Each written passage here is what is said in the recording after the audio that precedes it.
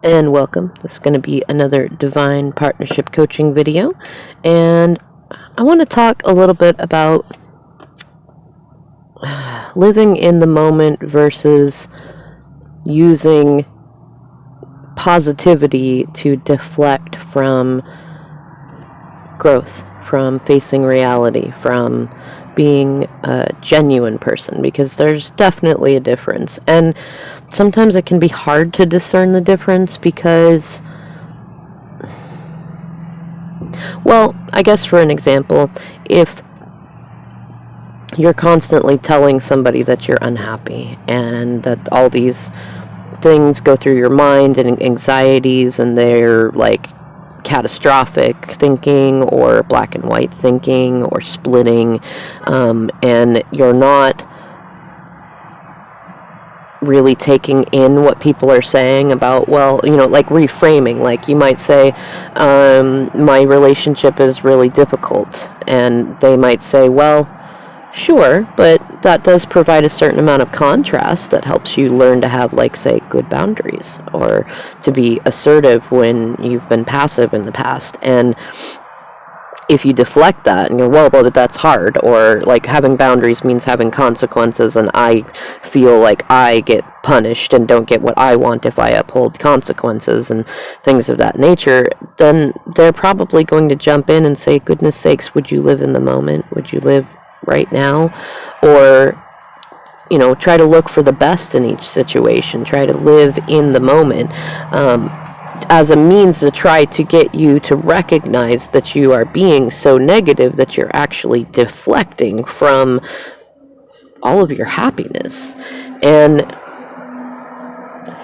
there's also plenty of other times when people can be kind of blissed out. And to be honest, I mean, even with channels like mine, it can be easy to assume that the goal is to just live in this forever optimistic place where you never experience any negative feelings and you never have a shadow side, and you're good and wonderful and everything is wonderful and life is such a blessing. But that's not a real human experience. And a lot of people will use positivity to try to avoid having genuine conversations where they feel vulnerable. Even something as simple as being asked the question, how are you feeling, often can make people feel uncomfortable because they don't feel fine and they don't feel good, but they either don't want anyone to feel bad for them, or they don't want to make anyone else feel bad for something that they have done, or they don't want pity, or they don't want to face the uncomfortable reality that they are not fine and not good, but they'll say that anyways. It's kind of, in the last few generations, become the polite thing to do, even though it's very disingenuous, and it actually keeps us in the same cycles. Like, you cannot get any assistance and learn to be self-validating and self-possessed if you're never willing to be genuine with others, because that means you're not willing to be genuine with yourself. And it's important not to use positivity as a means of not facing how you really feel. And you know what? It might be that you really feel like a victim all the time, and that you find that you have difficulty in keeping people around when you feel like a victim all the time. But that doesn't necessarily mean that you feeling that way is a bad thing. It means that there is something there that needs to be healed. Now, the problem comes in when you're continually just beating the drum of all the negative aspects in your life, and there's no balance in there. You're not looking at what is actually good, and when you're just complaining kind of to complain or to avoid having to grow at all, that's when it becomes a problem. There's a meme that I really like that says, all feelings are valid and acceptable. All actions are not. And that's where it comes into where, okay, so if you're feeling like a victim regularly, that's a valid feeling, and it's fine to express that. But the question is, are you allowing yourself to continue remaining in an environment where you feel like a victim? Or maybe you feel like a perpetrator, making other people feel like victims? Are you allowing yourself to continue with bad habits that are keeping you feeling that way, because those behaviors are not acceptable, and they're going to continue perpetuating the cycle of you feeling like a victim and a perpetrator, because usually we feel like both when we're in that sort of a cycle. But really, to be genuine, even with something as simple as how are you feeling, like most people don't really want to know, the whole background. They say, how are you feeling? They don't necessarily mean tell me about all of your feelings, but if for no other reason than to do it for yourself, to answer genuinely, you can at least give a reasonable answer, like, I'm kind of in a procrastinating energy today, or I'm feeling kind of low, or I'm processing some feelings, but otherwise life is good. Like just step out of your comfort zone a little bit and start to be more genuine. You don't have to do it for them. It's not that you're looking for an answer. And you know what? If it's much more likely that any sort of feeling that you trigger in them, whether it's pity for you, or sympathy, or empathy, or some sort of trigger, or they got onto their own trauma track, it's probably good. It's probably spirit is probably working through you to help them. So there's nothing but goodness that can come from you being honest about how you feel, from the smallest things to how are you, all the way up to the big stuff of, I'm afraid to be accountable about this issue XYZ because it makes me feel powerless, or it makes me feel vulnerable, etc. And that really that can change a lot for you as well as for everyone around you, just by being in that place. But either way, the most important thing is don't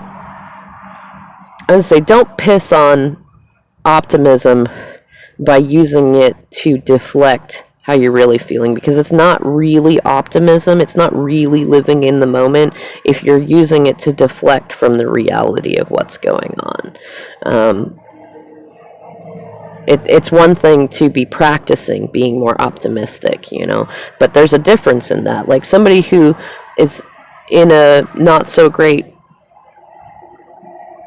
environment that is being genuine might say, well, life is a little hard right now, but I'm telling myself that I'm safe and I'm good and I know I can make it through.